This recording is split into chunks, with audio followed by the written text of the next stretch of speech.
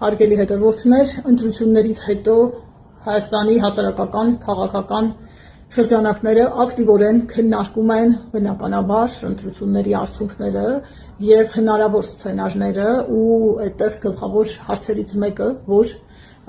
շոշափվում է Facebook-յան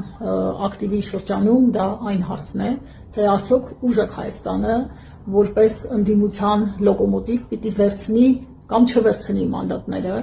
սիրելի ինձ հետևող հայրենակիցներ, մի քանի արձանագրում եմ ուզում անել։ Ուժեղ Հայաստանը պատասխանատու քաղաքական ուժ է, ցանկացած որոշում կայացնելիս մենք պետք է հաշվի առնենք մեր ընտրողների վստահությունը եւ մեր երկրի առաջնային շահը։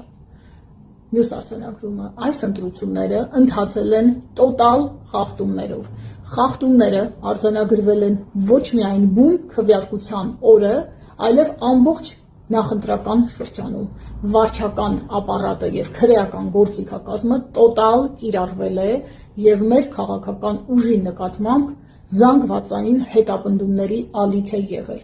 Բուն քվեարկության օրը արձանագրվել են բազմաթիվ ընտրախախտումներ, որոնց մասին ահազանգեր են հնչել մամուլում։ Դուք տեսել եք, թե ինչպես քվեարկության ավարտից հետո մի քանի տեղամասերում իրականացվել են զինծառայողների քվեարկություններ, որոնց միտումնավոր տեղամաս են բերել քվեարկության ավարտից հետո։ Ես այստեղ տեղադրել եմ այդ տեսանյութը, որտեղ ամեն բան ակնհայտ է, նույնիսկ մեկնաբանելու կարիք չկա։ Արդեն իսկ հաշվարկների ստուգման, վերստուգման, որոնք մենք իրականացրել ենք սեփական ռեսուրսներով արդյունքում, բազմաթիվ տեղամասերում ուժեղ Հայաստանի ձայները պարզապես տրվել են այլ մերձիշխանական սատելիտ ուժերին։ Դուք գիտեք, որ մենք նաև վերահաշվարկի դիմումներ ենք ներկայացրել տասնյակ ընտրատեղամասերում, ուստի որևէ որոշում կայացնելուց առաջ մենք պիտի իրավիճակը վերլուծենք, իրավիճակին տանք սթափ գնահատական, ապա կայացնենք այն որոշումը, որը, կրկնում եմ, բխելու է մեր հայրենիքի լավագույն շահից։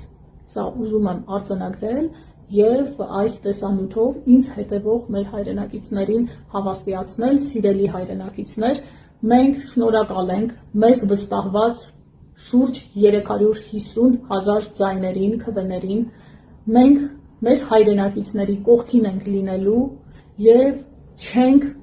վատնելու այն վստահությունը, որը տրվել է մեզ։